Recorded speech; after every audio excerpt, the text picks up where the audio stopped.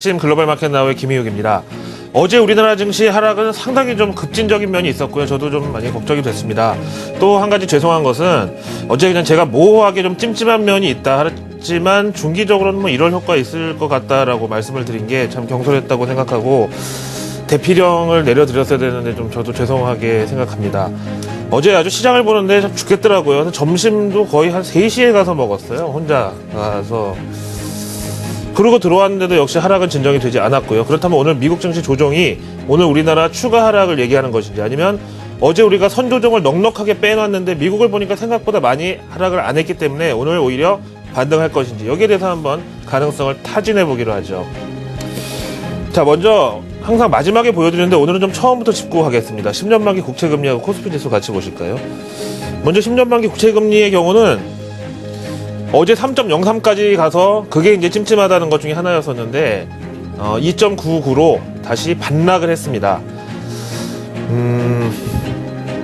지난 6개월 동안의 흐름 보시면은요, 뭐 버냉키 연준의장 입에서 출구 전략에 대한 가능성 얘기가 나왔었고, 이때 한번 미 국채금리가 급등했고 코스피 빡 밑으로 빠졌었고요. 그 다음에 이제 또 9월 다가가면서 테이퍼 이슈가 나오면서 또 코스피가 요때 한번 또 출렁했었고요. 이런 식으로 이제 역동조화가 뚜렷하게 나타났었는데, 이제 이게 이상했던 게 뭐냐면 12월 들어가지고 두 개가 같이 이렇게 슬금슬금 올라가더라는 거예요. 누가 봐도 10년 만기 국채금리가 12월 테이퍼가 나왔든 안 나왔든 어차피 오르려고 마음을 먹었던 단계였기 때문에 계속 계단식의 상승을 해왔는데, 문제는 요때 12월 이제 후반기 들어서 이게 왜 같이 올라가느냐. 그래서 이제 어제 말씀드리기를 둘 중에 하나가 트릭이다, 이 구간인데요. 10년 만기 국채금리가 반락을 하든가 뭐 코스피가 떨어지든가 둘 중에 하나가 이게 떨어져야지 역동조화가 맞다고 말씀드렸는데, 결국은 코스피가 보시다시피 이만큼의 폭을 하루 만에 이만큼을 반납하면서 역시 역동조화는 진실이었다. 하지만 12월 한때 윈도우 드레싱 하느라고 잠깐 따라 올라가는 척 했을 뿐이었다. 이런 게 나왔던 거죠. 또 하나가 바로 달러 대비 엔화 환율이었죠. 이것도 역시 뭐 지난 아베노믹스 벌써 올해 한 3년차 지금 되는 건가요? 그럴 때마다 항상 이제 급진적으로 많이 올라갈 때는 역동조화가 나타났었는데, 어제 105엔 30전, 40전까지 갔었는데 오늘 이것도 역시 반락하면서 104엔대로 다시 하락을 했습니다. 이것도 역시 오늘 우리나라 코스피 지수의 반등 시그널이라고 생각하고요. 보시다시피 이제 이것도 역동조화가 있었는데 마찬가지로 앞에서 보신 국채금리하고 똑같은데요. 이렇게 12월 달 들어서 같이 슬금슬금 따라 올라가다가 또 이만큼의 또 이 상승폭을 단번에 반납해버린 상황입니다. 자, 그렇다면 미국 증시의 조정은 어땠을까요? 분위기를 한번 살펴보실까요? 마켓워치로 갑니다. 청개구리 증시다. 이게 무슨 소리일까요? 사실 올해 금융시장에서는 뭐 월가는 물론이고 여의도 우리 증권업계 찬반 양론이 항상 어떤 이슈에 대해서는 있죠. 하지만 이구동성으로 진짜 하나같이 이견 없이 동의한 두 가지가 있는데, 그게 바로 앞에서 보신 10년 만기 미 국채금리는 올해 상승 기조다라는 거랑 금값은 추가 하락한다, 이거였었잖아요. 근데 새해 첫 거래일에 보시다시피 정반대의 상황이 출현을 했습니다. 지난해 1년 동안 금이 28% 하락했는데 오늘 2014년 첫날 하루 만에 2%가 올랐다. 그러니까 이거는 이제 월가도 역시 그동안에 이제 금에다가 숏 쳐놨던 게 숏 커버링이 일어나고요.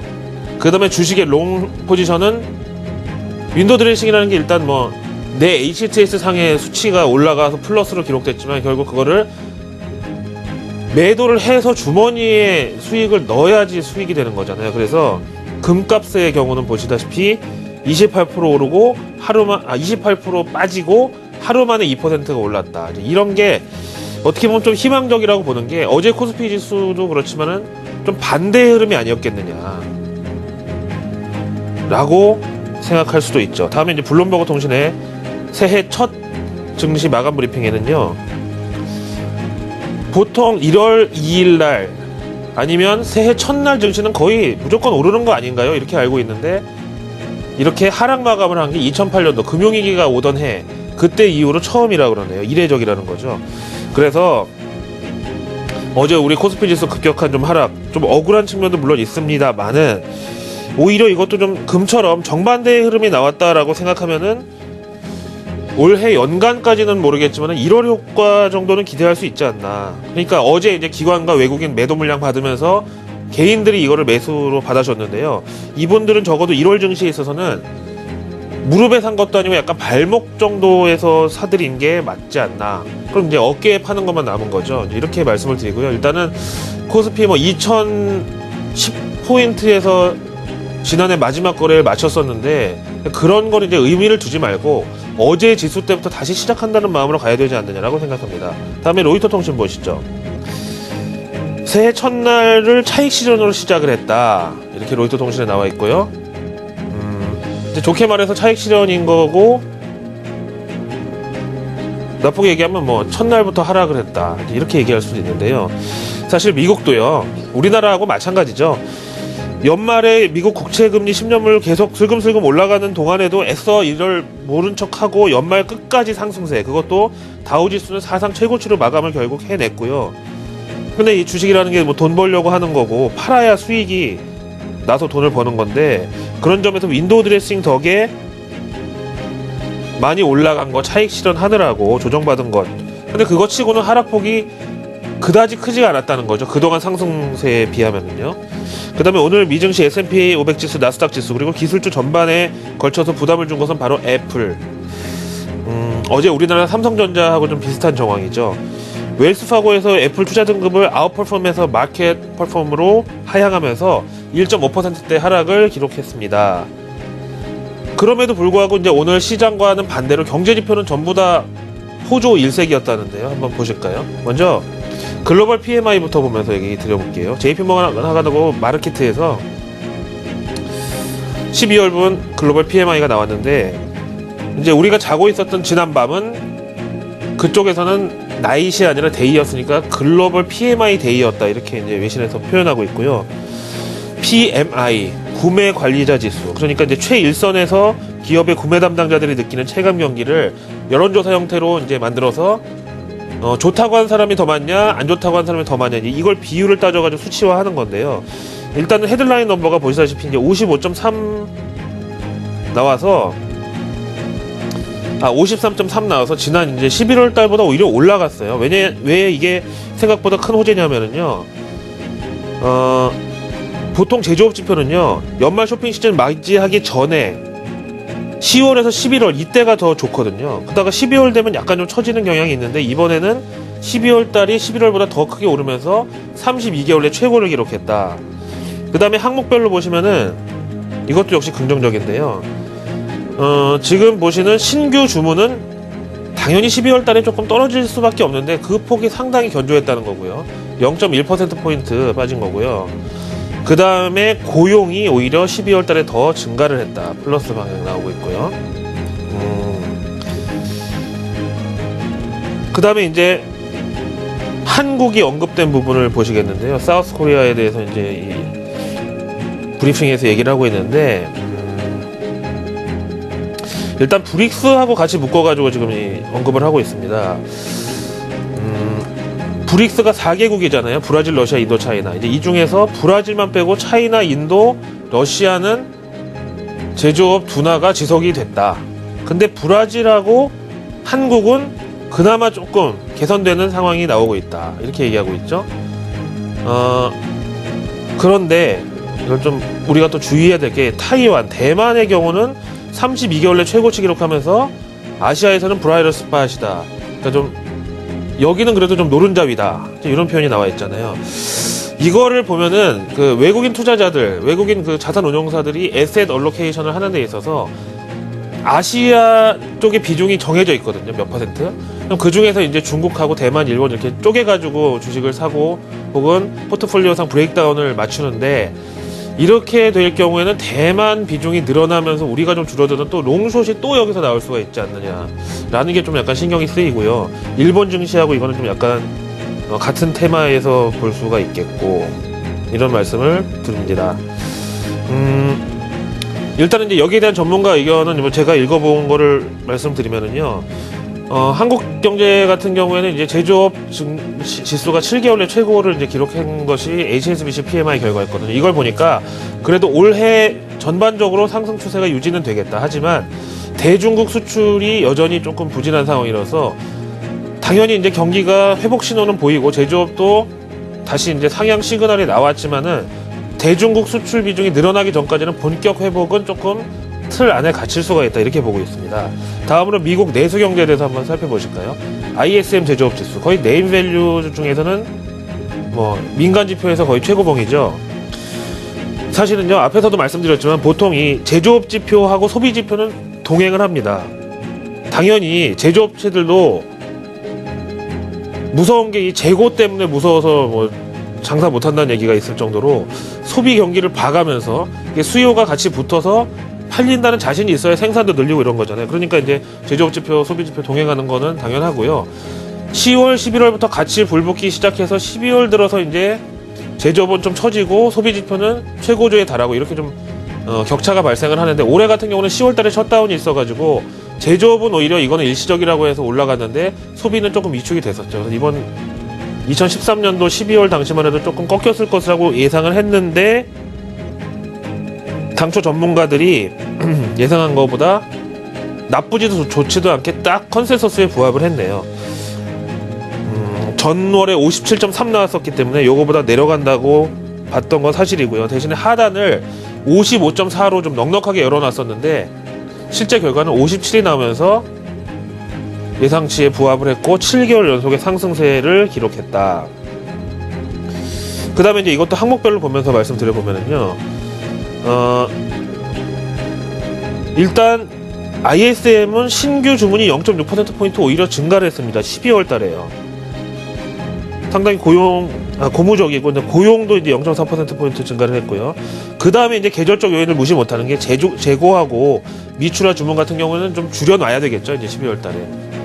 그래서 계절적 요인을 제외하고 나서 저건 어차피 예상을 했으니까 신규 주문하고 고용만 봐도 ISM 제조업 지수는 상당히 이번에 호조였다, 이렇게 얘기가 가능하죠. 그 다음에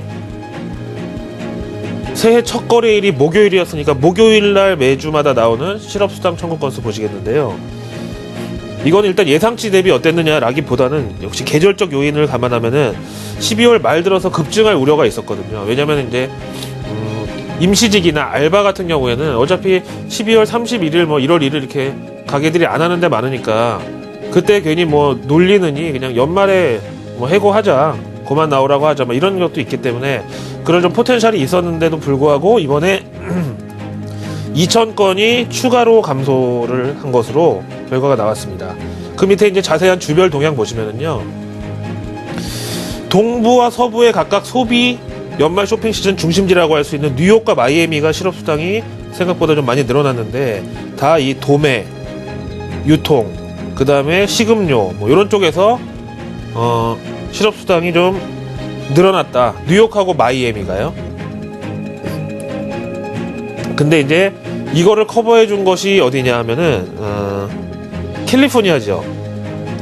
캘리포니아 지역 같은 경우에는 글쎄 뭐 한겨울에 왜 이랬는지 모르겠지만 농업, 삼림, 수산업 이런 이 지역 경제 쪽에 이 실업자 수가 5,429건이 급감을 하면서 이 뉴욕과 마이애미 실업 증가분을 이제 상쇄해 줬다는 거죠. 그래서 뭐 이거를 주간 변동성이라고 볼 수도 있지만 어쨌든 트렌드 자체가 지난 10월 셧다운에 한번 확 늘어났다가 그게 해소되는 이런 하락 트렌드가 유지는 됐다, 이제 이렇게 볼 수가 있겠죠. 지금 다 보셨는데요. 오늘 사실 미국 경제 지표는 약간의 좀 운도 섞여 있긴 하지만은 그래도 운도 실력이라고 정말 어느 하나 흠잡을 데가 없는 결과들이었는데 시장은 하락을 했죠. 그러니까 역시 이것도 뭐 반대의 상황이라고 생각하면 윈도우 드레싱 하느라고 그동안 좀 피곤했어서 어제 우리나라처럼 윈도우 드레싱 해놓고 하루 만에 윈도우를 그냥 깨뜨려버리는 그런 것까지는 아니었어도 어떻게 보면 좀 오늘 미국 증시 조정은 타당성이 있다라고 봐야 되겠죠. 그래서 월가 현지 전문가들도 포트폴리오 재편 과정에서 이런 일이 일어났다. 그러니까 이제 그동안 플러스가 좀 높은 수익이 많이 난 거는 차익 실현하면서 팔고, 그 다음에 그동안 좀 못 오른 거는 사들이는 식으로 이제 이렇게 포트폴리오를 이제 새해 들어서 조절을 했는데, 그러다 보니까 당연히 뭐 수급에서 주가 자체의 하방 압력은 좀 있었다고 봐야 되겠죠. 자, 다음에 MSCI 한국지수 새해 첫 마감 지수 보시죠. 설명을 이렇게 했는데 참 지수가 너무 험악해가지고요. 4.69% 마이너스 61.64를 기록했고요. 이거는 좀 제가 화면에서 표를 보고서 말씀을 드릴게요. 그래프 지금 보시면은요, 이제 한 달간의 그림을 보실 수가 있는데, 이제 12월 들어서 후반부에 윈도우 드레싱 한다고 2,000 넘어서까지 올려놨던 이 상승분을 그냥 하루 만에 전부 다 패버렸고요. 사실 외국인들의 이제 어제 뭐 선현물 양매도 그것도 대량으로 이렇게 나온 거에 대해서는 뭐 삼성전자다, 뭐 환율이다, 이제 여러 가지 이제 원인이 있을 수 있겠지만, 역시 이제 요 구간이 미 국채 금리가 올라가던 구간이었는데 우리가 그거를 그냥 무시를 했다고 할 수도 있고, 아니면 알면서도 나중에 이렇게 하려고 그냥 각오를 했다고 할 수도 있고, 이런 식으로 같이 슬금슬금 따라 올라가던 게 결국은 어제 미 국채 금리가 3.03까지 가면서 거꾸로 한번 곤두박질을 쳤고, 그런 차원에서 오늘 같은 경우에는 미국 하락했다고 하지만 우리가 어제 선조정 거기다 폭도 컸고, 미 국채 금리 다시 반락했고, 달러 대비 엔화 환율도 역시 반락을 했기 때문에 어느 정도 반등 가능성을 볼 수 있다라고 말씀을 드리고요. 그렇다고 V자 반등까지는 좀 힘들다. 왜냐면은 어제 이 삼성전자 현대차에 대한 이 매도세는 사실 이 실적이 확인되기 전에는, 그러니까 팩트가 이 불안감을 눌러주기 전에는 뭐 쉽게 해결이 좀 힘든 이 사안이라고 보고요. 하지만 어쨌든 오늘 미국 증시의 하락세는 우리가 다 알고 있다. 의연한 자세로 대응하는 게 좋을 것 같습니다. 오늘 반등을 얼만큼 할지 한번 지켜보기로 하죠. 금요일 아침 글로벌 마켓 나우의 김희욱이었습니다. 이만 물러갑니다.